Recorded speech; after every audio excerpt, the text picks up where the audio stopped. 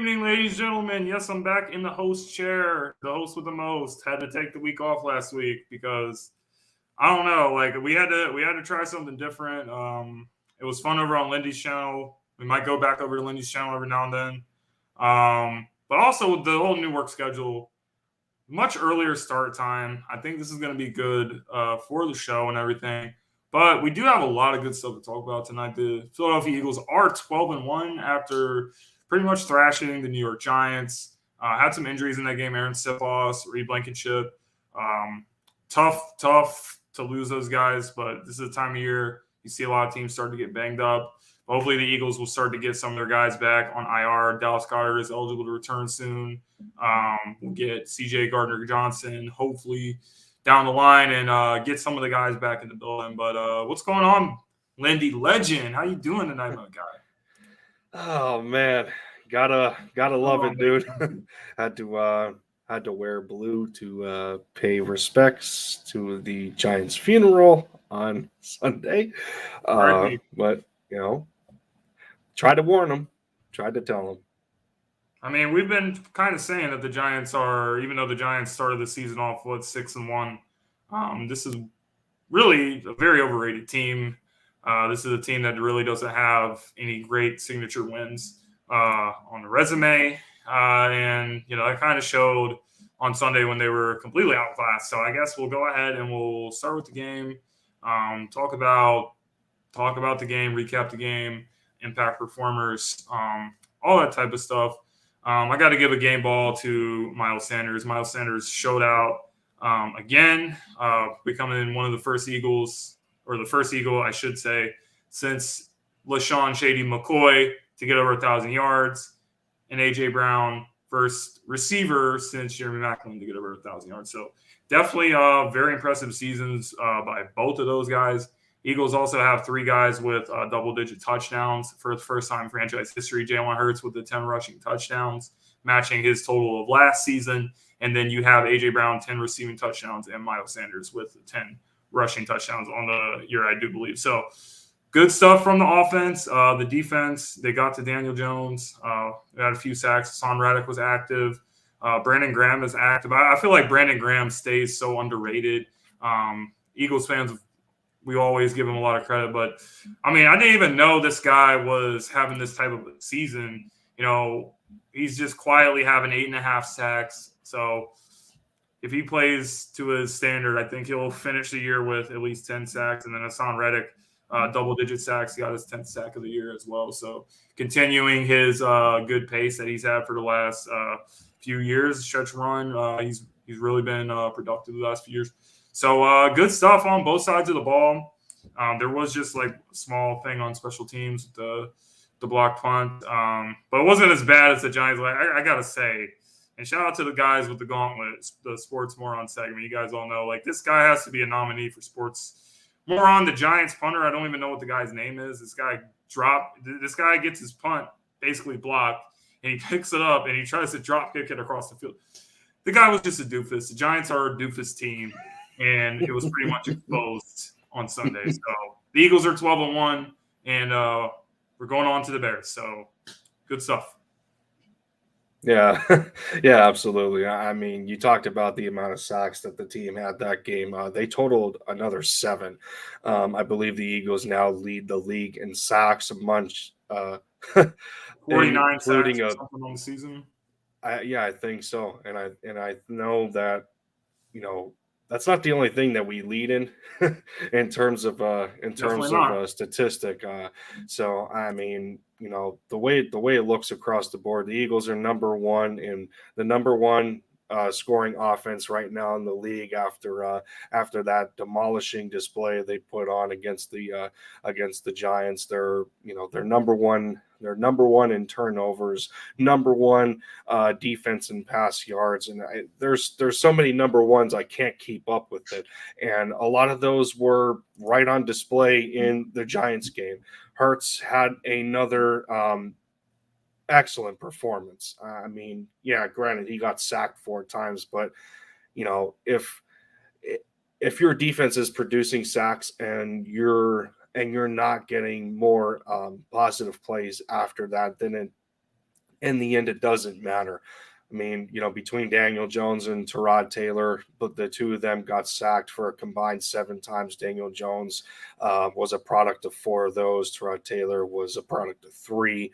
And then again, like I said, Hurts was surgical this game. 21 of 31 passing, 2 touchdowns, 7 yards attempt, QBR of 85, passer rating 109.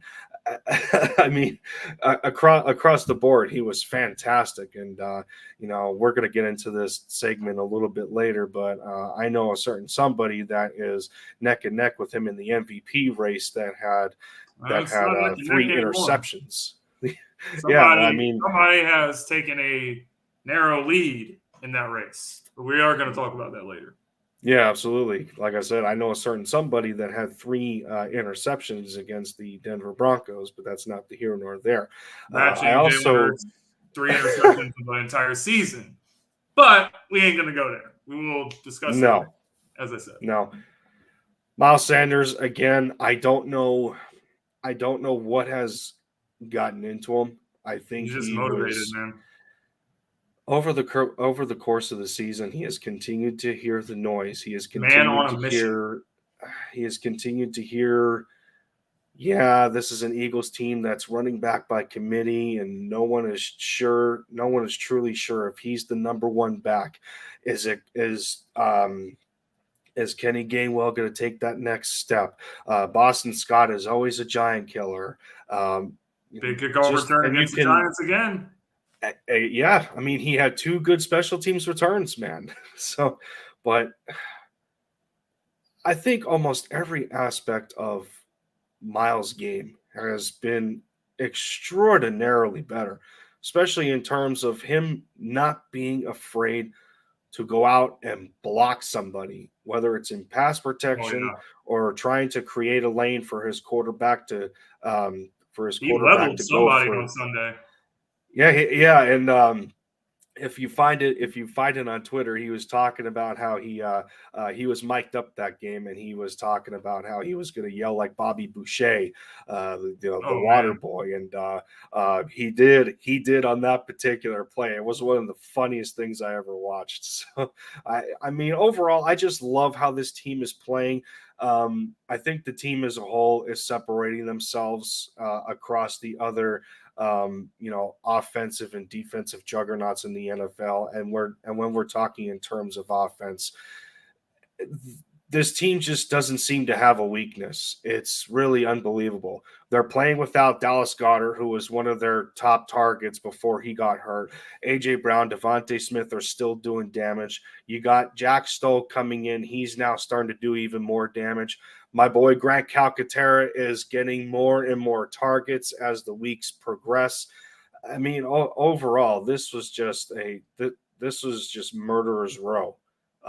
And I don't know if there can be any complaints that somebody can come up with for this game. I mean, the Eagles just dominated a Giants team that was seeming to change the culture in the beginning. And, they're buying into Brian Dable's system and everything. Wink Martindale is not somebody to sneeze at when it comes to defensive coordinators, but they were the least prepared team for this onslaught the Eagles produced, and it wasn't a contest. Nope. And last 3 games, the Eagles are averaging 41 points per game in that span. That is the most points that they have averaged over that span and since like 1970 or something. So the Eagles offense is humming. It's really starting to figure things out going into the playoffs. So very impressive stuff.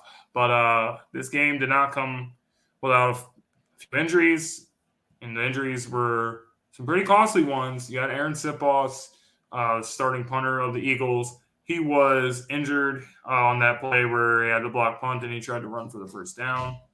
So that was tough to lose him.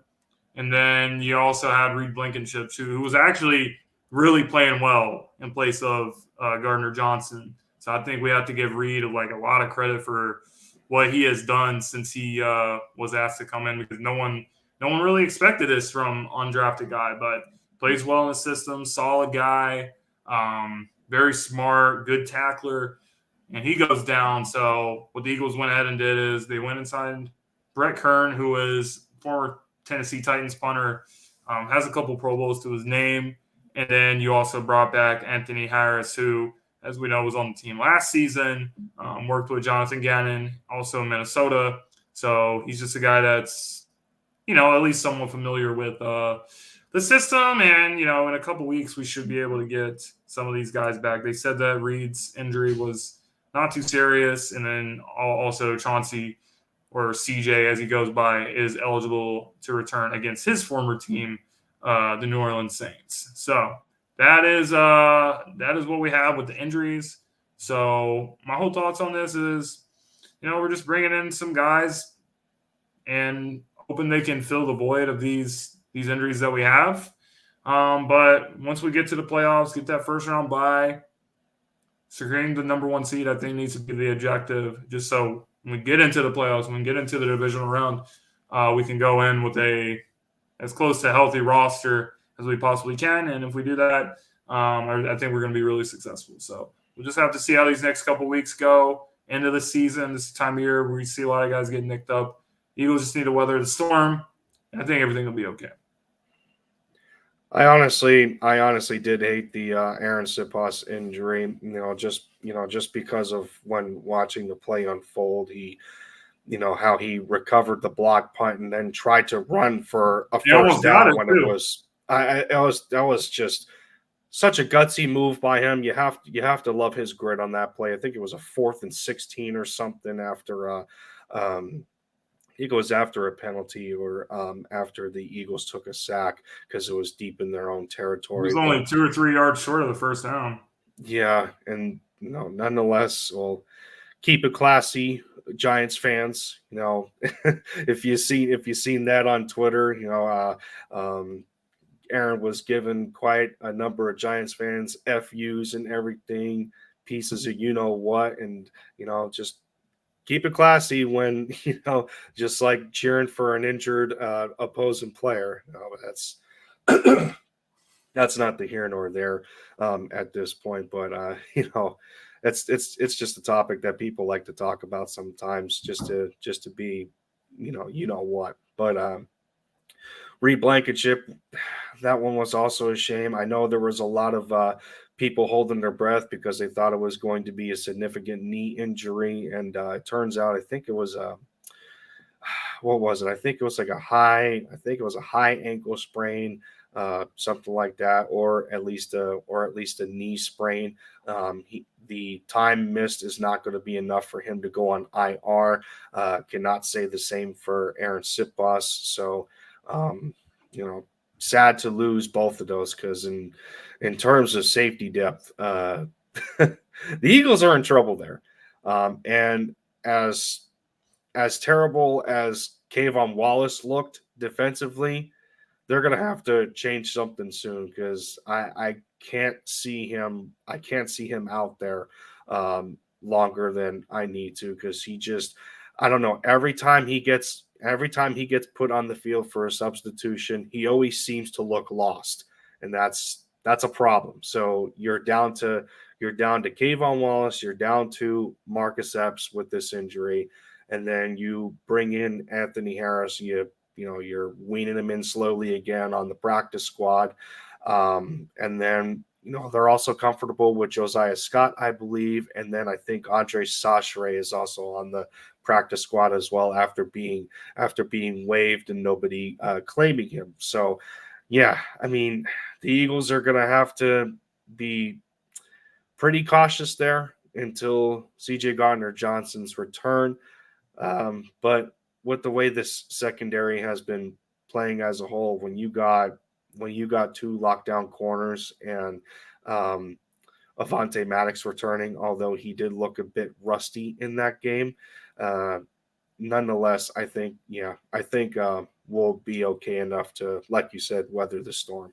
And I do like the Brett Kern signing as well. It just tells me on how Howie Roseman always seems to be ahead of schedule in preparing for reinforcements, just like when he brought in Ndamukong Suh and Linval Joseph. This is the exact same example. So that's just one of the top GMs in the league doing their job.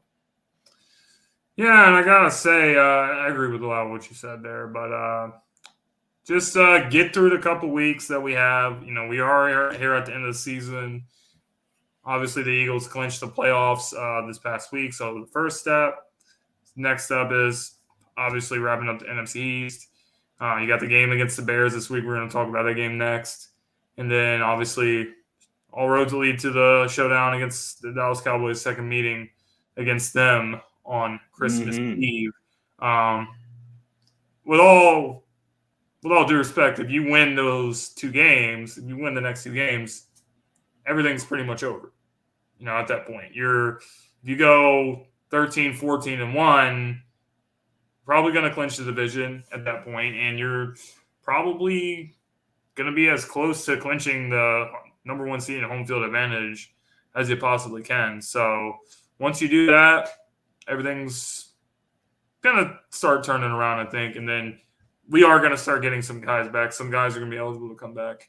Goddard is eligible to come back against the Cowboys, I do believe. And then CJ is eligible to come back against the Saints. So going to get some guys back, get that first round bye, get that extra rest, get the extra week of preparation for the playoffs. And then really in January, we can unleash, the full power of this Eagles team. So with that being said, let's go ahead and take a short commercial break. When we get back, ladies and gentlemen, Eagles versus Bears preview. What do we need to watch out for in this game? But first, a word from Fanatics. Sports fans are gearing up and saving big at Fanatics.com, the world's largest collection of officially licensed fan gear. From all the leagues, teams, and players you love, unique one-of-a-kind designs exclusively by Fanatics, and autographed collectibles from today's biggest stars shipped directly to your home. Join Fanatics Rewards for free to earn fan cash on every purchase. Shop now and for a limited time, get 20% off all orders. Fanatics.com, officially licensed everything. Ladies and gentlemen, Fanatics is a proud partner of the Linc'd In Podcast and everybody here at the Sideline Sports Network.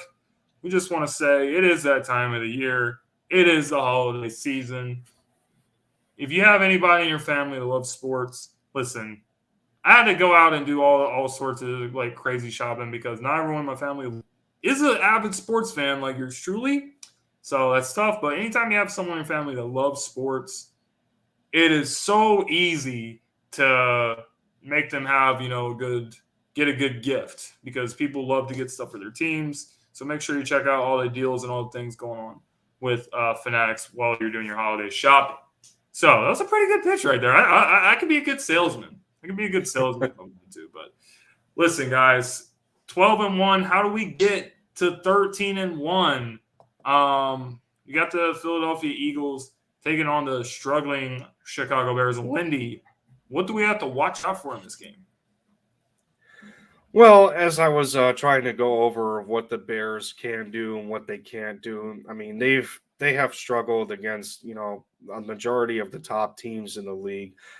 They gave up, in speaking of the Dallas Cowboys, it's a game they gave up 49 to Dallas, 35 to the Dolphins, although that was a close one where they came within 3. They lost by 1 to the Detroit Lions. So it seems going over a lot of the Bears games, it feels like that they were last year's Detroit Lions. They're in the majority of their matchups, they have been staying competitive in keeping the score close. Now, whether some of it is garbage time or not, the end result is them either the Dolphins pretty close. Right. Yeah. So they played the Dolphins close.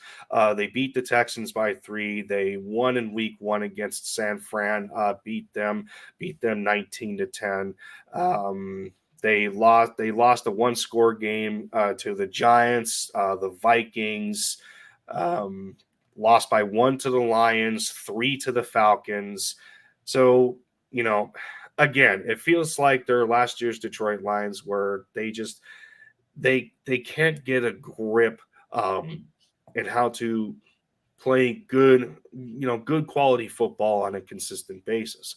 What I will say in terms of how the Bears play is that, well, I understand that, the Eagles have been on a tear in terms of run defense these last few weeks. To be able to hold Saquon Barkley to under 40 yards rushing, I believe, is pretty darn impressive. And you can go further down Eagles' the run list of defense our has been recent completely matchups. different. Exactly. This game is going to be a little bit different. Across the board, the Bears are the number one rushing team in all of football, and ever since I believe maybe week 8 or earlier, they were still number one. So nothing has really changed on that front. They're not a team that's going to make you pay throwing the football. To this point this season, when it comes to Justin Fields, almost half of his yards between passing and rushing. He's 1,896 passing to 905 rushing. So he's not going to be a quarterback that's going to make you pay throwing the football. He only averages about just under 160 a game. He's just above average in QBR. Passer rating is a little bit below average. 3-9 as a starter this year, completing 62% of his passes. So you already know that the Eagles are very well equipped, maybe overly equipped, if we can even say that, with the way that James Bradbury and Slay are playing like Pro Bowlers. CJ Gardner-Johnson, had he have not gotten hurt to hurt his Pro Bowl chances, he most likely would have been one as well, just by getting him in a trade, him coming over here and playing his heart out. It has been unbelievable. Interceptions before he got hurt. Exactly. So this game in terms of the Bears beating us through the air, I'm not all that worried at all. I think this matchup is actually going to be at Soldier Field, so we'll see how the weather conditions are. I know the last time, I think, if I remember correctly, the last time the Eagles were at Soldier Field was the double doink game in the playoffs, or have the Eagles been there recently? I don't remember offhand. The Spanish call of the double doink play, if you haven't seen it, go watch it. It's better than the English commentary with Chris Collinsworth. Nobody likes Chris Collinsworth, let's be honest. But as you're saying, I feel like for the Bears being the number one rushing team, I think most of that has to actually do with Justin Fields. Because if you remember, Justin Fields had 2 games this season where he was just unstoppable running the ball. He ran for 150 yards or something against, I think that was against the Dolphins. Because if I remember correctly, the Dolphins coach was actually talking to him on the sideline, and he told him to stop scrambling. And then in the press conference interview, he was like, I asked him to stop scrambling, and he didn't do it. So it was really annoying. So good. He's a very good athlete. He's not really a good passer.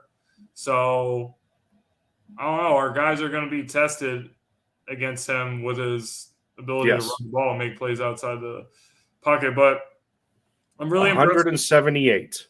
against I am so damn impressed by this linebacker position. I mean, TJ, I can't remember who he got, but TJ Edwards had 1 tackle on Sunday against the Giants where I was just like, damn, this guy is just so good. Nakobe Dean is starting to actually get more playing time. So this whole season we've been saying, why is Nakobe Dean not playing? Why, the coaches don't trust, we don't know what's going on. But when you get him on the field, give him whatever reps that he gets. I know that they took some guys out of the game in the fourth quarter. Nakobe Dean is showing that he was a good pick for us. So I hope that he will continue to get on the field.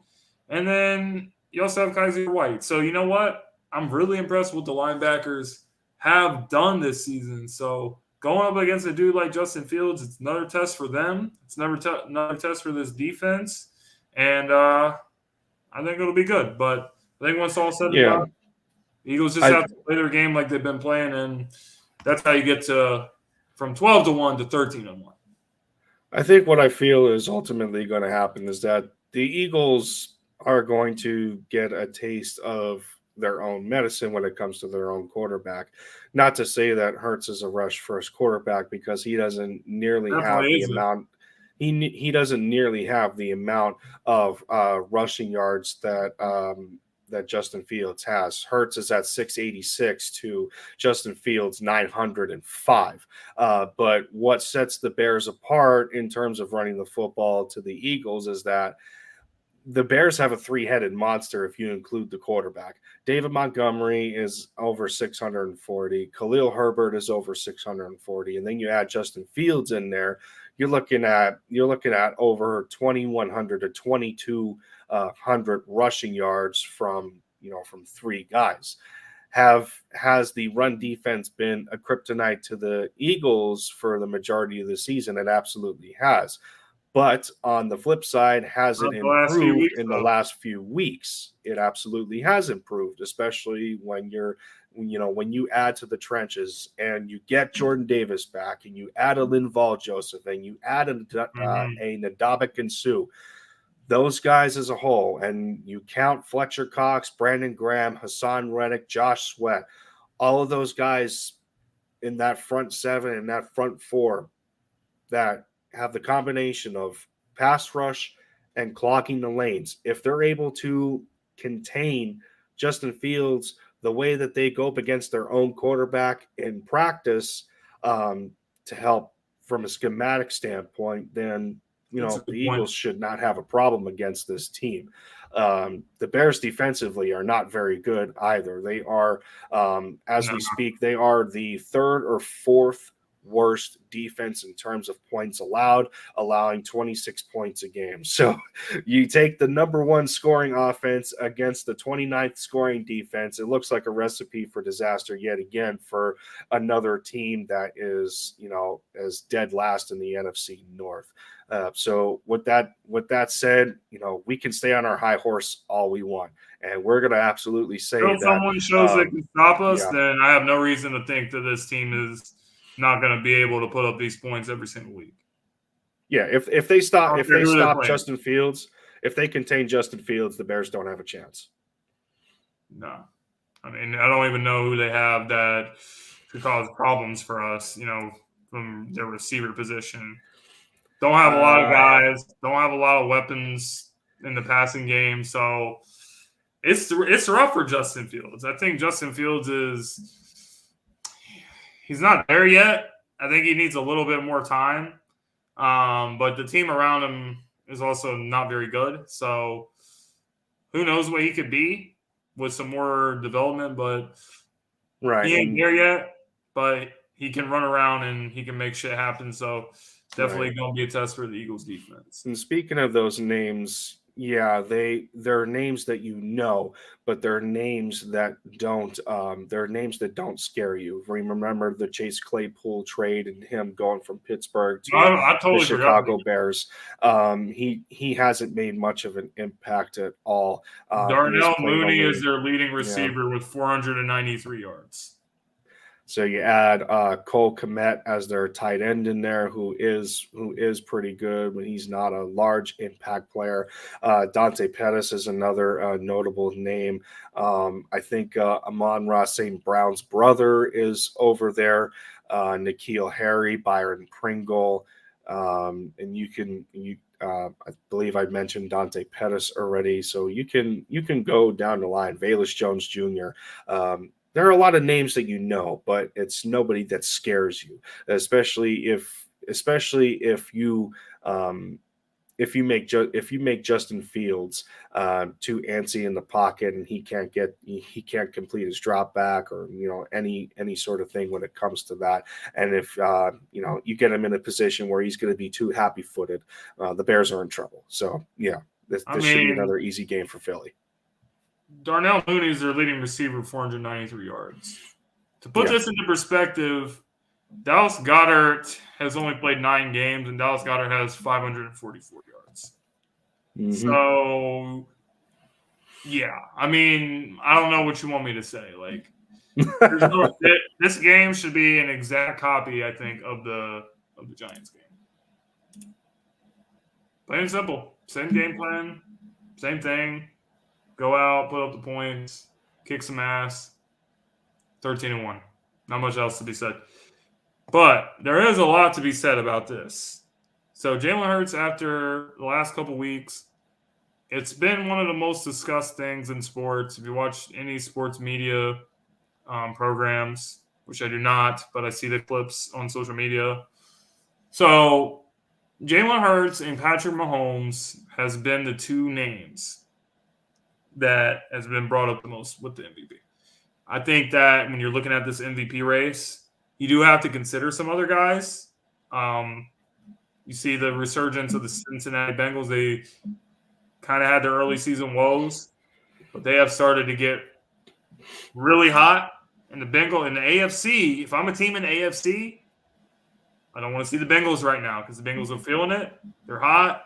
Joe Burrow, I would put him 3rd in the conversation right now. I feel like Josh Allen was kind of running away with it early in the season, and then a lot of shit just happened, and then I think Josh Allen has dropped out of the race.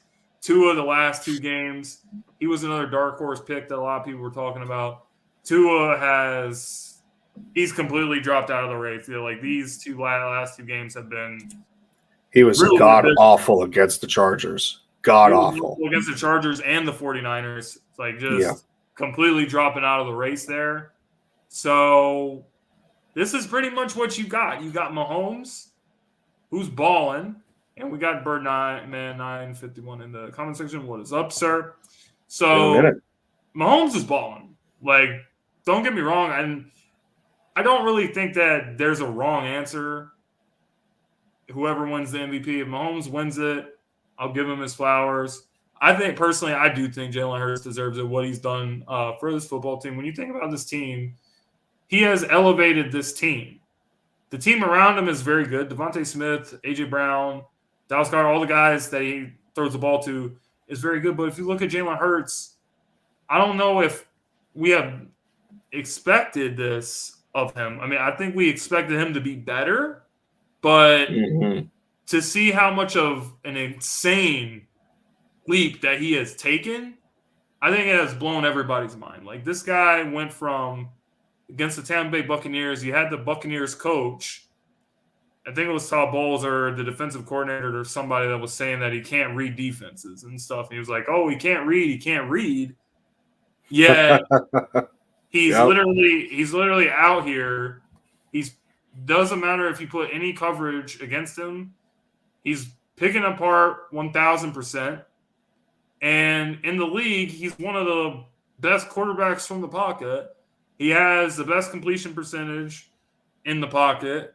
He has the best passer rating in the pocket. He has the best touchdown to interception ratio from plays in the pocket. So he's winning from the pocket, and he's also making shit happen with his legs. You mentioned he's got over like 600 yards rushing this season, the 10 rushing touchdowns. He's got 22 passing touchdowns. He's going to finish the year with over 30 passing touchdowns, and he's probably going to have anywhere from 12 to 15 rushing. I think he'll flirt with 900 yards rushing as well. And when you think about this Eagles team and how dangerous they are, you don't just think about Jalen Hurts being a game manager. You think about Jalen Hurts causing a lot of problems for the opposing defense. When defensive coordinators are going to the game, obviously they're like, oh, they have a lot of weapons, but they're like, yeah, they have a lot of weapons, but how are we going to stop Jalen Hurts? Because even when we do have good coverage, and we take away A.J. Brown, we take away Devontae Smith, whatever, on whatever play, it's 3rd and 13. Jalen Hurts is escaping the pocket. He's running for a first down. So whatever the defense throws, Jalen Hurts is adjusting to it, and that is why the Eagles have got where they are. Like his development is crazy, bro. Like we did not even see and I was a Jalen Hurts believer too. I think we both were. And we were like, just give him a chance to see what he can do. And my God, like I don't even think that I've seen this in the league where you had a guy that was having like a so-so season last year, wasn't bad, wasn't great, but he comes out this season and it's just crazy what he's done. So I think you got to give Jalen Hurts the MVP right now. And if he has a strong finish to the season, Jalen Hurts is the league MVP. But Patrick Mahomes, I'm not giving any disrespect to him whatsoever. He is phenomenal. And if he wins the MVP, I will also give him his flowers. But I love to watch both these guys play. And I think this is going to be a great finish with this whole MVP race. No, I definitely feel Mahomes did hurt his MVP chances, especially against the Broncos. The Chiefs at one point were up 27-0 in the first half. And, if they would have lost that game, that really would have killed his chances. Yeah, I mean, Patrick, that game wasn't all that great either. I mean, yeah, he did have a QBR of 69, completed, nice. I think he completed over 65% of his passes, 28 of 42 for 352. But, that doesn't scream a whole lot to me when you already know the Kansas City Chiefs are a throw first football team. They do not like running the football. It's all about the pass. It's all about the passing game for them. Why does ESPN have to do this to me? But anyway, you know how you're on ESPN and something has to play in the background. It unmutes itself. Yeah, I mean, Patrick Mahomes I think he has like over 10 interceptions this season. Don't quote me on that. He's actually at 11. 11. He's at 11 because he threw 3 picks against the Broncos. Just for perspective, like Jalen Hurts.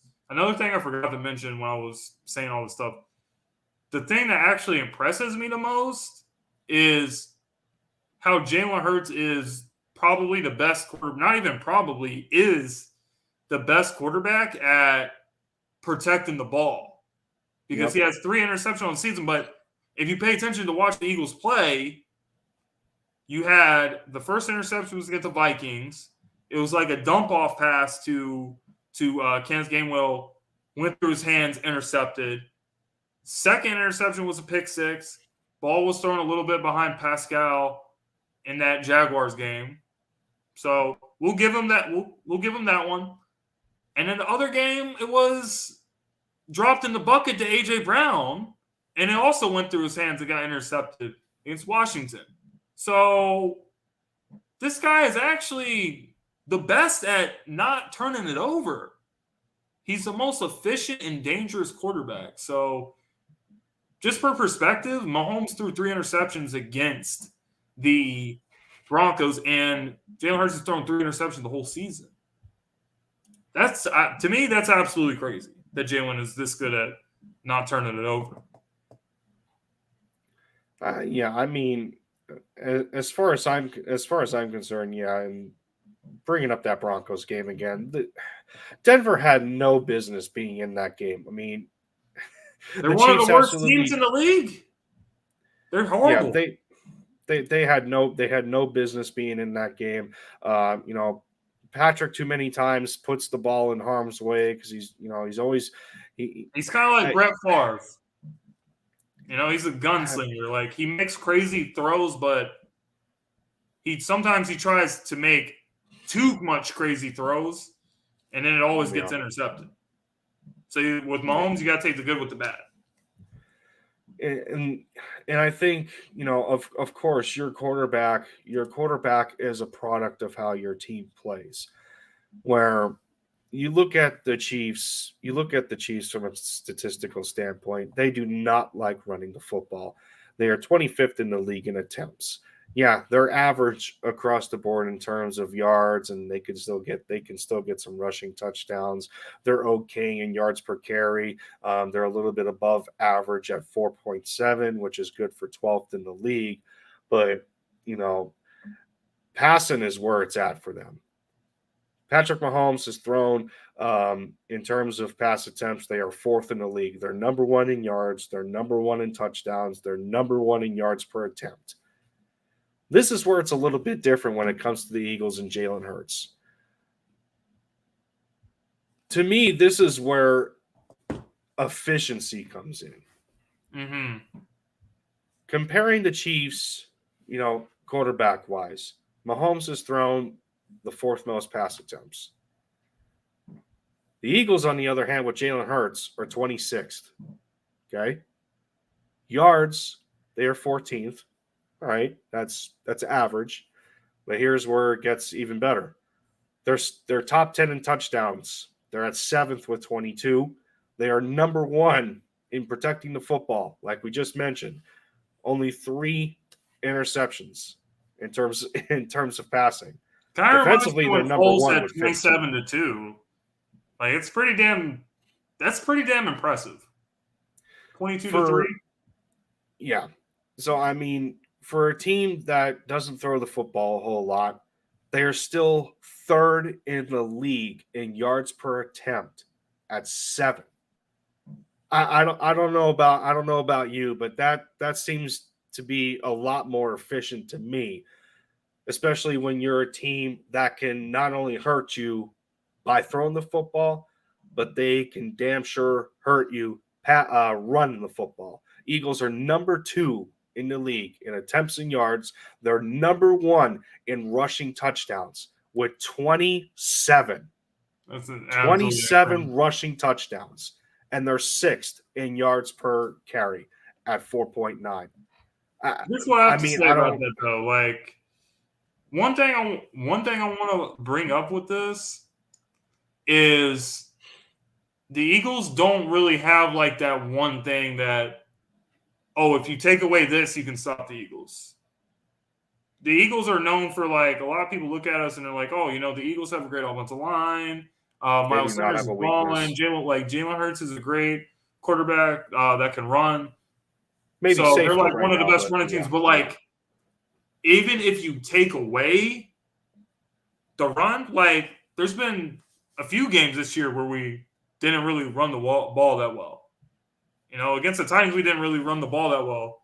But Jalen Hurts was throwing all over the yard, 380 yards passing, and he didn't play most of the fourth quarter. If we would have played the fourth quarter, he would have had well over 400 in that game. And then you had the Packers game where you didn't have to pass that much because you're running the ball all over their ass with 368 yards rushing or something. 363. So you can win this way or that way. So I think that's what makes Jalen Hurts and the Eagles offense very, very, very dangerous. And I don't think you can say that for most of the other teams in the league. If you take away the one thing that they do really well, you take away the best receiver, you take away the best running back, whatever, they ain't going to be doing what we do. It doesn't matter. Yeah. So that's why the Eagles are the best team in the league, and that's why Jalen Hurts is the MVP, because his impact on the team has the team where they are. So I got to give it to him, man. I think, I'm not even trying to be biased. I'm trying to be unbiased as possible because I recognize the greatness of Patrick Mahomes and the greatness of Joe Burrow. There's so many young, talented. I think that we're really blessed right now, man.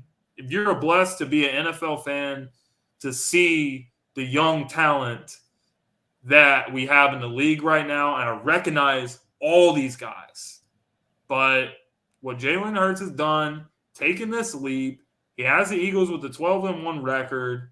If you put any quarterback in here, then I think it would be tough to say if they could do the same things that Jalen Hurts has done, because Jalen Hurts, he's just in the big moments, he makes the plays that we need to make. When we need him to run for a first down, when shit breaks down, he makes the plays.